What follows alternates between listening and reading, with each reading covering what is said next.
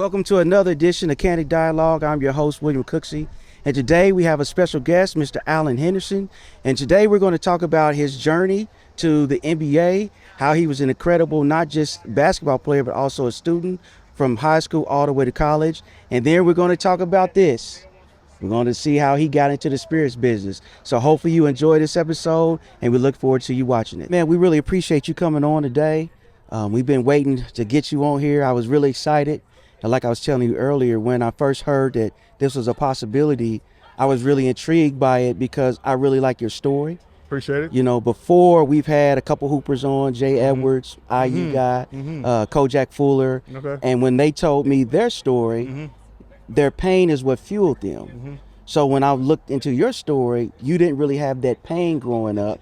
So I always wanted to know what fueled you early on to, one, start playing basketball, but to also have the drive to be successful in sports, but also education early on.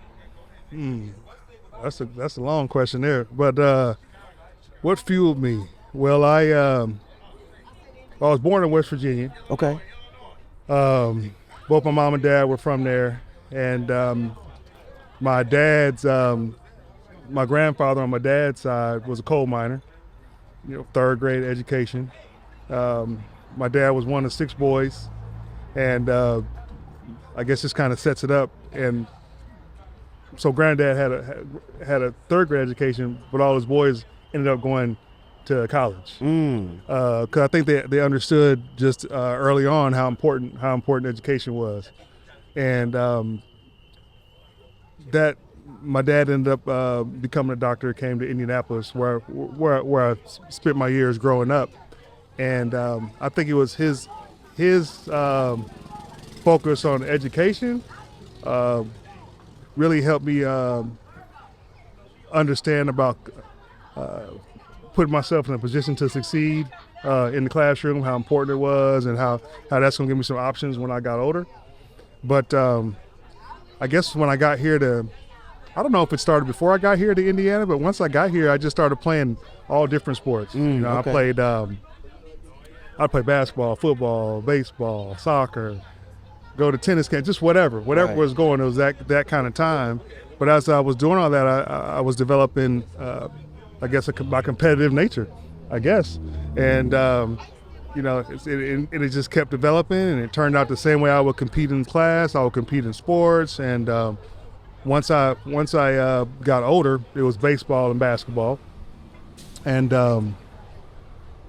I just love basketball, and I think you mentioned some of those guys, and like you mentioned Jay Edwards, and Jay Edwards was a guy that Jay Edwards, Lennon Jones, those are like guys that I looked up to here in Indiana high school basketball, and Woody Austin and Sean Kemp and Chandler Thompson, guys like that, watching as I was in middle school.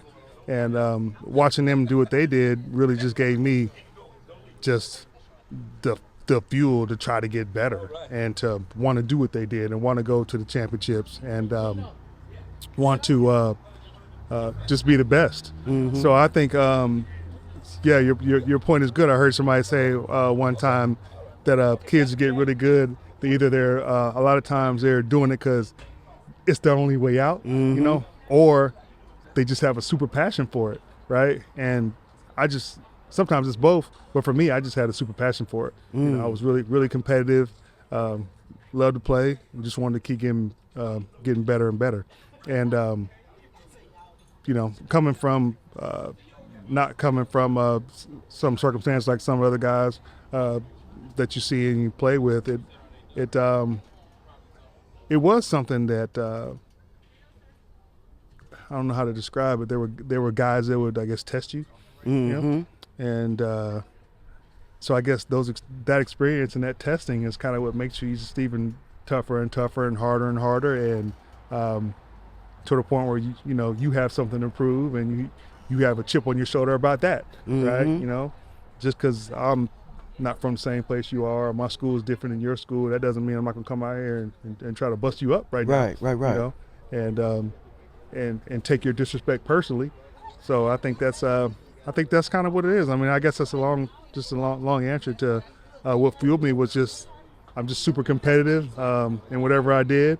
I love to play, and I just wanted to win and just wanted to be the best. And I didn't care who I was playing against. I didn't care where you were from or what you look like or how good you're supposed to be or whatever. None of that really mattered to me. It was just destroy the person in front of you, and that was my mentality. And that's I think that's just what drove me. Yeah.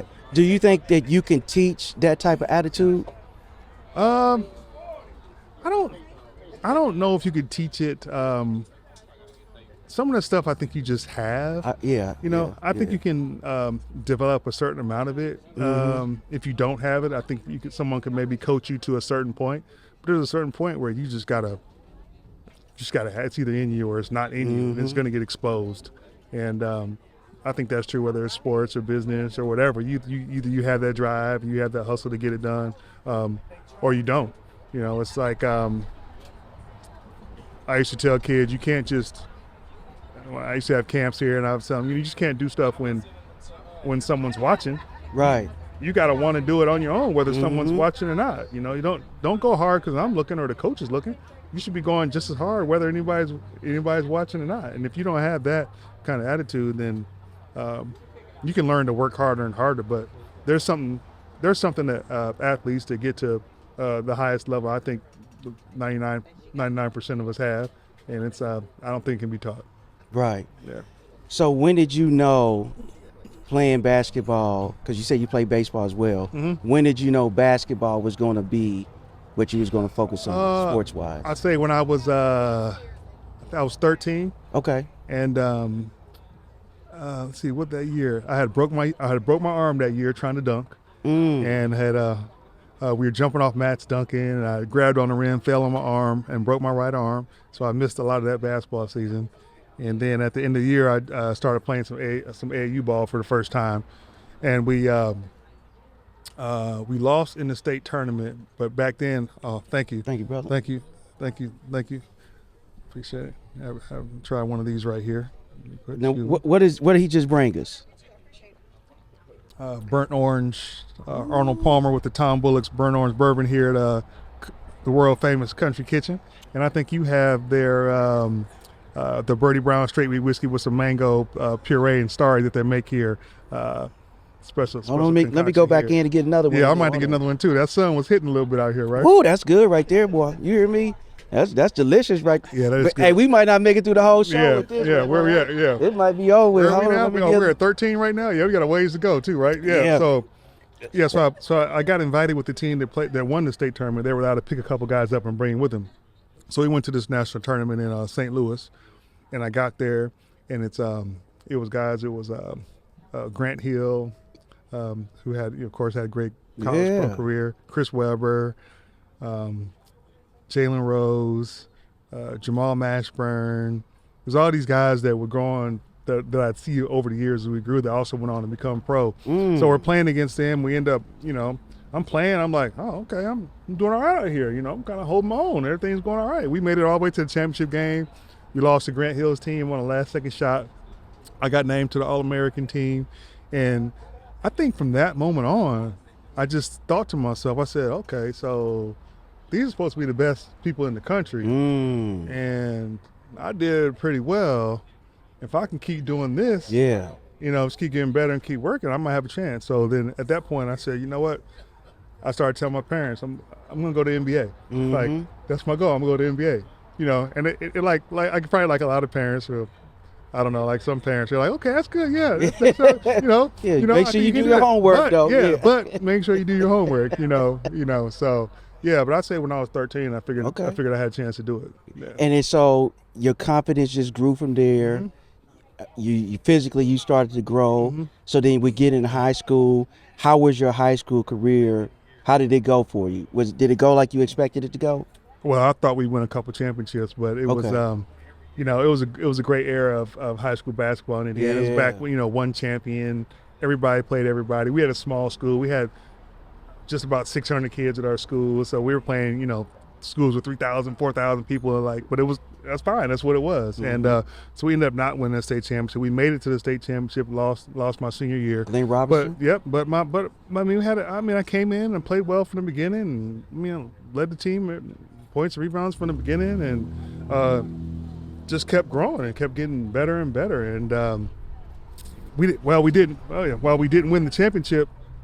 It was a great experience, and my coach was good. My teammates were good. We had a lot of chances to play in big games, and we had a lot of fun. Our team still has a group text, so made some good friends through that. But of course, we wanted to win, but we lost to a really good team. Glenn Robinson and Gary Roosevelt had a really good team. We didn't play our best that day, and still hurts thinking about it. But it was a lot of fun. Yeah. So throughout high school, were you getting a lot of college interest? Oh yeah, I started getting college interest in 8th grade. Actually, Okay. Yeah, I think I had letters from Notre Dame, Kentucky. I think somebody from Purdue might have come to a game. It was starting early on, and a friend of the family tells a story. He wrote a letter to IU. And telling Coach Knight, hey, there's this kid, in 8th grade, he's really good. And Coach Knight responded, we already know about him. Wow. Yeah. So, that's Indiana, though. But no, so it started, so all the schools and all the, a lot of big coaches would come to school. They'd come and see practice or stick their head in a workout. And, you get all the letters and all that kind of stuff. Just kept kind of just rising through the ranks. Went to whatever at the time the most prestigious camps, the Nike All-American camps and places like that, and just kept going against the best and showing you could do it, and just build your rank, and then before you know it, you have your choice of schools to go to. Yeah, and for me, I'm from Evansville originally, Okay. so Calvert was the hero. So when you came to IU, we already knew who you were because all of Evansville is watching IU because of Calvert Chaney. Right. So again, when it came up to Alan Henderson, I was like, as a kid, I watched Alan Henderson play. All right. And what's so funny is that when we talked to Jay, Jay said if I would have stayed, I feel like we would have won because I think Calvert came the next year, and I think you might have came maybe a year or two later. So he was saying if I could have just stayed in that era to where, and I think he mentioned you, but he said like when Calvert came, when Damon Bailey came, he said we would have dominated. Yeah. So what was it like playing for Bob Knight? Oh yeah. So that was man, that's a whole podcast in itself right there. That's It had to be interesting. Yeah, it was I went there for I wanted to win a championship. I knew he was a great coach. I knew a lot of players on the team from playing with him in AAU in different situations. It's close to home. So it came down to IU and Duke. Well, my final three were IU, Duke, and Stanford. And my final two were IU and Duke. And I was kind of going back and forth. And then I ended up just, I don't know, the scale just tipped towards IU, But I wanted to go there. I wanted to win a championship. It's pretty much what it's about. They were winning. They had a it's a great school, great campus, great, basketball genius and Coach Knight. And, I just wanted to go there and win. I knew Coach was crazy, not to say crazy. I knew he was demanding coach. Let's say that instead of that word crazy. I don't want to offend anybody. But he, we knew he was demanding. I knew what I was getting into. But it was okay with me because I figured if I just did the best, if I played hard and listened, I was going to learn. I was going to get a chance to win. I was going to get better and better so I could try to realize my goal of going to the NBA. So I knew what I was getting into, and it was a great experience. When you mentioned Calvert, it was Coach Knight would match me up with Calvert in drills, especially my first year, and it was tough. Calvert was one of the best college players that I saw. Yeah. But it was good for me, to try to work against him and help me get better, and just playing with those guys and against those guys every day in practice helped me, and it was all I thought it was going to be. It was hard. I learned a lot. It was tough times. It was a lot of yelling and cussing, and you had to be tough. You had to be tough to make it to continue to be able to play and play well, and not let it affect you. And I let it. He would yell and scream at me, just like anybody else, but it wouldn't affect me. You know, I was just kind of look at him. He'd stare at me. I'd stare at him. He'd be yelling and screaming. I'm like, all right. You know, I'm almost like, are you Right. done? Is there Yeah. anything else? You know, Yeah. like that really was my mentality. And he actually told my mom that one time. He said, your son and that holier than thou look that he's got, I don't know what that is. And I'm yelling at him. My mom's probably thinking that you're not going to be able to affect him. It's not going to bother him. So I would just always listen and try to figure out what he was trying to tell me and listen to that more than how he was saying it. And, you know, but there are guys that didn't work, you know, they had to transfer or guys' feelings were hurt and people crying and, you know, there's all kind of stuff happening. But it just never affected. I just wanted to win. I just wanted to get better and wanted to win. So, you know, it's a different time now. You know, I don't think coaches could do what he was doing Right. then. Oh man, you know, they'd be canceled. doing then. Now, yeah, it wouldn't last long. Yeah. But back then, it was just, you know, that's how a lot of coaches coached, and I was trying to win. So I honestly didn't even think about it, you know. But looking back on it, and being a parent now, I'm like, I don't know. Like I don't know if I'd send my son. I don't know if I would have sent my son there. Okay. So never really had that conversation with my dad, like what made them okay with me going there. But it worked out. But if it was the same situation now, I'm not sure how I'd feel about sending my kid into that environment. Right. But hey, like you said, I wanted to win, and that's what I was trying to do. Yeah. So you mentioned the climate that it is now. Mm-hmm. What do you think about the whole NIL, the whole transfer portal, all of those things? What do you think about that? I think the transfer portal makes it hard for probably harder for coaches to recruit and get some continuity in their teams and kind of really focus on the player development because you know kids are going to be there for 3-4 years. For the kids' perspective, I think it's great. I mean, I think they get a chance to hey, pay me what I'm worth. Right. You know, let me figure out what my market is. And, you know, when I was playing, guys were getting paid. It just wasn't called NIL. And it wasn't at IU, you know. but Right. I mean, but there are a lot of people that were doing pretty well. They might have been getting maybe not millions like they get now, Right. I guess. But there are people that were doing pretty well. And but IU didn't do any of that. So, you know, I wish it would have had NIL back then. Yeah. I would have enjoyed that. But there is something that I enjoyed about watching when you could watch guys develop and they stay at its place for 3-4 years. You could watch them get better and better, and you kind of knew the players, you knew all that. So I kind of like that. From that perspective, I like that. But I'm happy that the kids get a chance to make some money. And while I do think some kids jump too quick from situation to situation, I get it. Because when I was there, our scholarships were year to year. It wasn't like we got a 4-year scholarship. Okay. So every year you sign a 1-year scholarship. The next year you just had to sign another 1-year scholarship. And any time they could say, we're good. You know, the school could do that. You know, the school could say, no, I think you need to find somewhere else to play or whatever. So they had, I mean, I guess they're kind of trying to balance out the power. So I'm not mad at that perspective. And some of the bigger conferences changed that a few years ago where they could do 4-year scholarships. But before that, it was, you know, you didn't have a choice to leave. You had to sit out a year if you left. Right. But the school could tell you to leave if they wanted to. And so to me, that part wasn't fair. But it's just it's different now. It's different now. But as far as the NIL, I'm all for that. I wish the suit went back to 91, 95, so we can get part of that settlement. Hey, I know that's right. But yeah. So when you look back on your college career, you've had a pretty successful career. You top 5 in what, points, rebounds, steals, blocks at IU. Yeah. When I finished, I was all Did that. you think that you would do that coming into school? I thought I could. I didn't know if I could do all those categories. Yeah. I felt pretty good that I could get a lot of rebounds. You know. Yeah.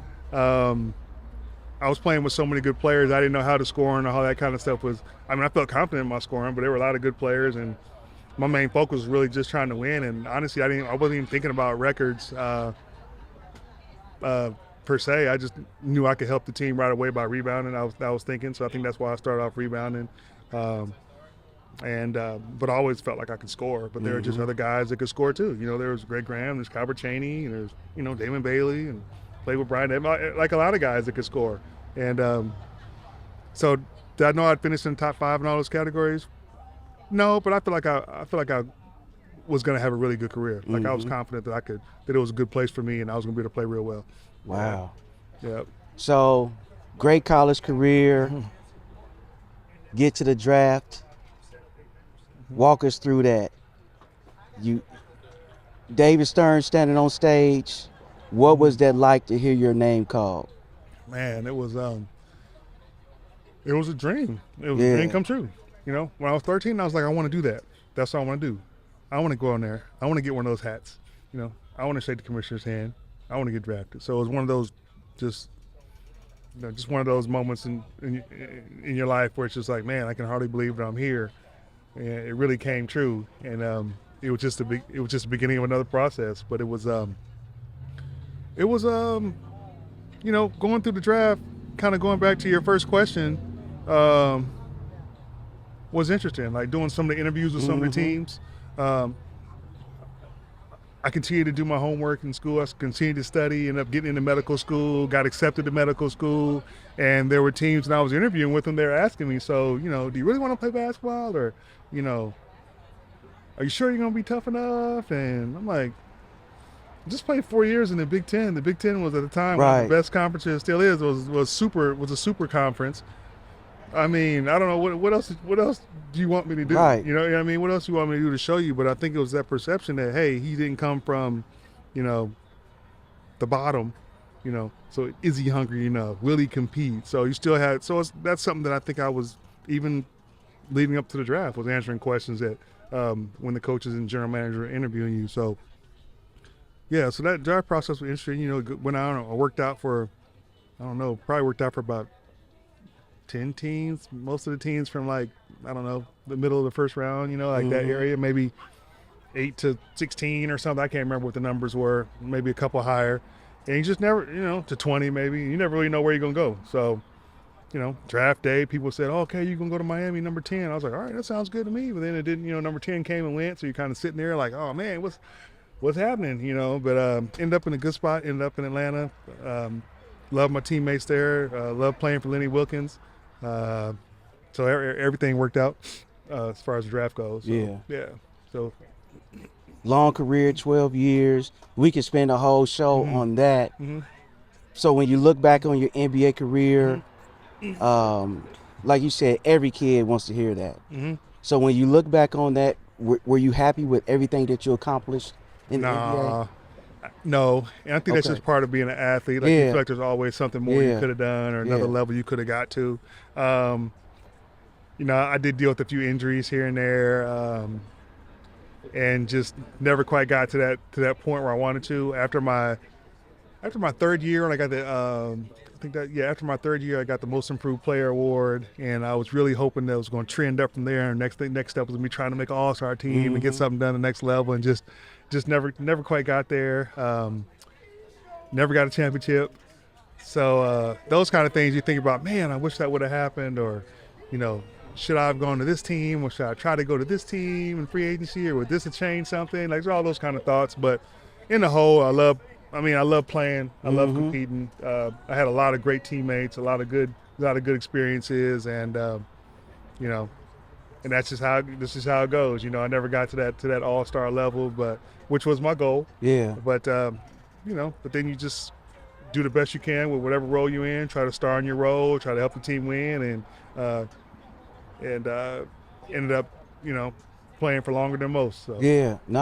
12 years is a long time. Yeah. So would you say that the competitiveness that you had already inside of you and what you learned from the ups and downs of college and sports prepared you for the entrepreneur life?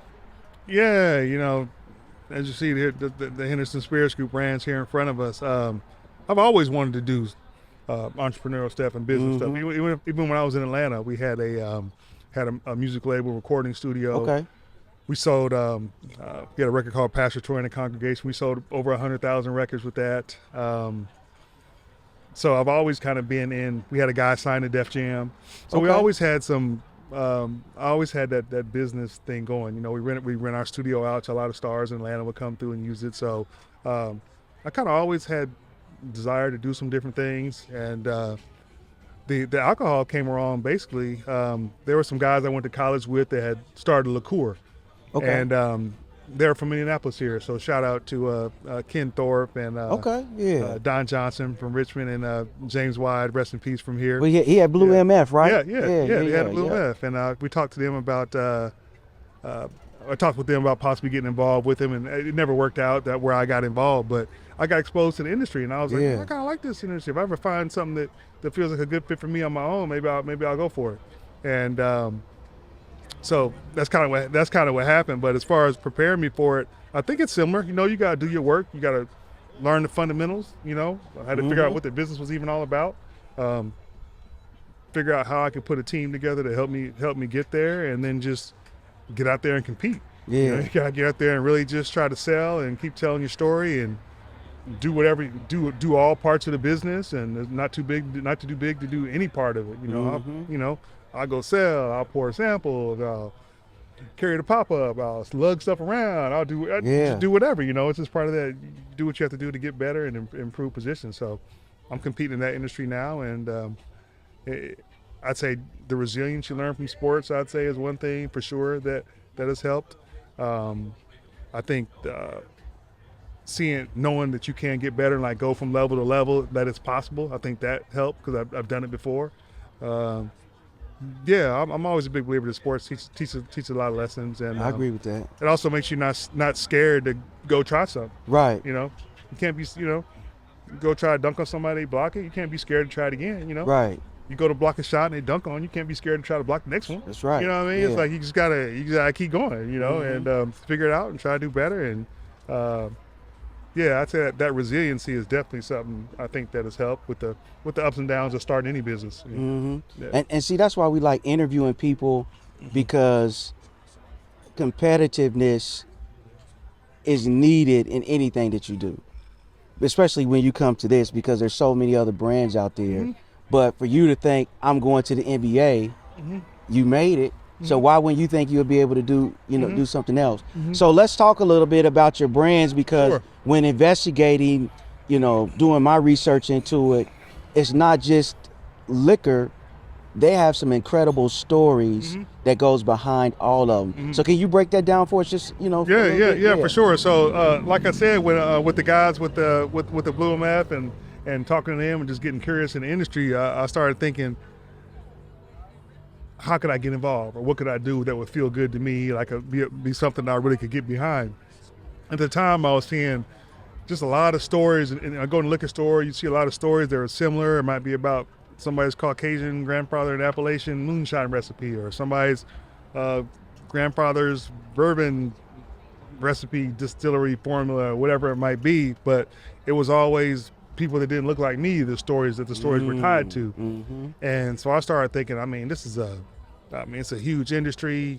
African Americans touch every industry in history, whether people gave us credit or not. So I said, that's when I said, you know what, I'm gonna find some stories, true stories of African Americans that did some neat things in spirits, and I'm gonna build brands around it. And I said, and I feel good about telling those stories. I would feel good about trying to go and promote those brands and get them on and try to bring some more diversity to the industry.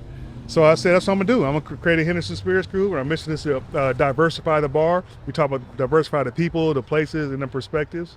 And so I went out and found these stories, and the first one I found was Birdie Brown. So Birdie Brown, it was interesting. I didn't even know at the time that African Americans homesteaded. I just never got that lesson. I read that. I had no idea. It's not what I saw when you watch old Western or whatever you see on TV. It wasn't that. And I got to doing some research and found out about that Birdie had homesteaded out in Montana. Then I started after that, let me do some more research on just homesteading in general, and found that, while there weren't as many as other people homesteading, there were African Americans homesteaded.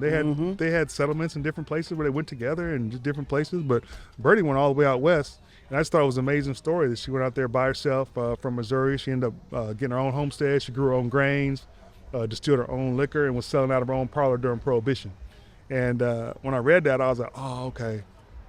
that's my first story. Like, let me see how I can get that IP, right? How can I lock that down? So I just set out trying to make sure I can get that and get that trademark and had the right to tell that story. And I got that. And so that's my Birdie Brown. We made what we called a plain hooch. And we used wheat she would have grown. So we used a unique mash bill of wheat, oats, and barley. And that was our first product we launched. We launched here in Indiana in spring of 2020, right as everything was shutting down. Wow, COVID. Okay. Yeah, so that's when we launched, and that was our first one. That got us started. And we've been learning lessons and just trying to learn and get better and grow from there. Yeah. Wow. Yeah. And then, so what are the other ones? Okay, yeah. So you'll see here we have the Birdie Brown, the plain hooch. Okay. And then we also have the Birdie Brown straight wheat whiskey. Okay. And the neat thing about the straight wheat whiskey is that it's the same mash, it's the same liquid that this is, but it's just been aged for at least 3 years. Okay. Sometimes up to 4, and it takes on all that color of the barrel and all the flavors of the oak, and just actually just got named Wheat Whiskey of the Year in the Bartender Really? Spirits. Okay, Yeah. So congratulations, we were pretty yeah. excited about that, and yeah. So that's our straight wheat whiskey, and the artwork on that. Sticking with my mission to diversify the bar, I talk about when I went to go start these companies. I couldn't find any African Americans that I could get glass from, the tops from. Wow. The labels printed from, lawyers with alcohol spirit experience. It was hard for me to find everything. Distillers. I mean, it was really hard. Distributors,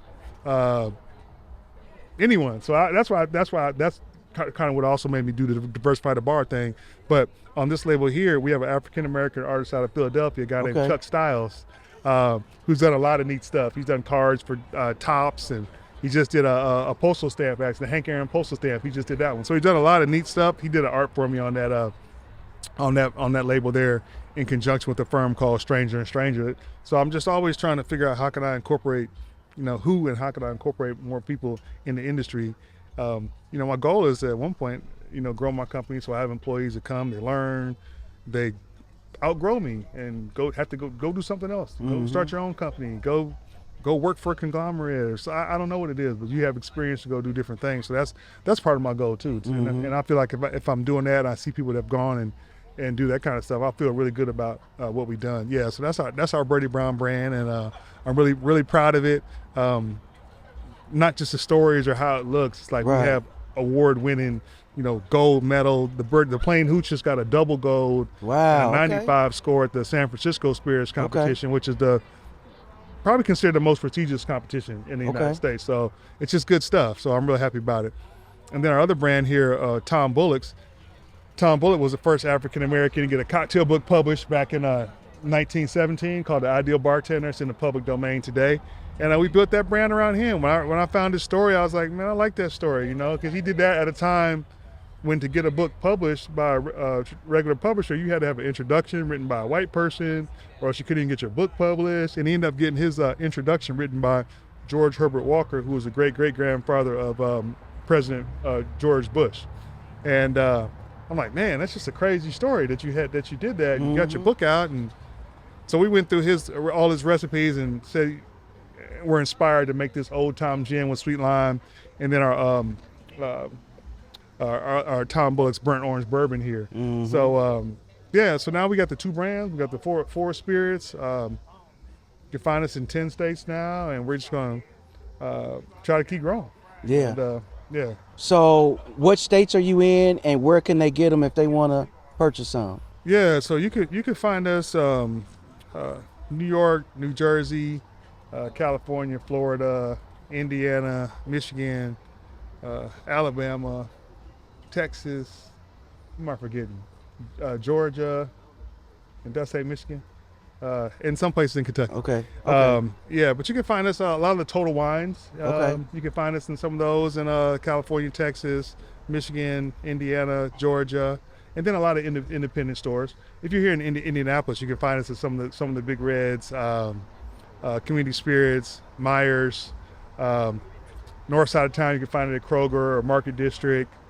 All the Total Wines and other independent stores. Okay. And, fine establishments like Country Kitchen, Country supporting Kitchen. us. Sun King, Capitol Grill. Like it's like the gamut. It's a bunch of different places as we just keep trying to grow like one step at a time. You know? Okay. Yeah. So what would you say is the immediate future for your brand? Immediate future is hopefully within the next month or so we'll be able to make an announcement of we have some strategic investment coming in, and I'm really happy to bring that, not just the dollars but the expertise that's going to come with it. Okay. To really set us up to scale, and then I really want to see, how well we can scale these next few years, and really kind of develop a formula, what works in the markets, and then try to duplicate that in other markets, and just keep building it so until we have a case volume that we're just super happy about, and and at least at a level to be a good acquisition target for someone, whether we do it or not. So I kind of think just want to keep growing it. Yeah. So if someone wanted to get into the business, what would be your advice? Well, my advice would be it's a really competitive business, and I'd just say make sure you're ready to put some money into what you're doing, and you're not going to be profitable right away, and especially if you're doing the aged spirits, just understand it costs a lot of money to put the liquor in the barrel and the liquid in the barrel and wait 3, 4, or 5 years to use it. So make sure you're well capitalized, and make sure you have a niche you're trying to fill that's something different, so you can actually go tell that story to the stores or to the restaurants, the bars, or why they should add you. How you're a benefit to them adding you, and not just copying off somebody else or duplicating something else. But do your homework, and just like anything, there's no guarantee. No guarantee for me. We may work. I'm hoping we work and get big, but there's no guarantee. Right. So you have to come into it with that idea that you want to do everything you can to make it happen, and and then go for it. Right. Who would you give your flowers to that helped you get to this point? Oh, I'd have to go with my mom and dad. They always had that. You let me know I could do anything I set my mind to, and tried to give me a foundation to have a lot of choices and options in life as I got older. So I'd say them. They never told me I couldn't accomplish something, and I grew up thinking I could do anything. So that was I give my flowers to my mother, who's still living, and my father, who's gone to glory. Thank you, man. That's beautiful. Well, man, we really appreciate you coming on and telling your story. We really, this drink has been incredible, and any way that we can help, let us know. Appreciate it. We thank you for coming out. I think there's a lot of people that's going to benefit from this. Good. So we appreciate you, my brother. Yeah, for thanks a coming lot. out, I man. appreciate the platform, and people can find us at tombullocks.com, birdiebrown.com, Instagram at tombullocks, at sip Birdie. So follow us, see what we're doing, see what we're up to, and one way it can help us, just supporting us. And if we're not in your area or at your favorite restaurant or bar, ask for us, and kind of advocate for us, and all that kind of stuff helps. Okay. So I appreciate this platform. All right, we appreciate you. So we want to say thank you to Henderson Spirits Group. We want to say thank you to Alan Henderson, and we definitely want to say thank you to the Country Kitchen for allowing us to shoot this episode at their beautiful space here in downtown Indianapolis. Hopefully you enjoyed this episode, and we'll see you on the next one.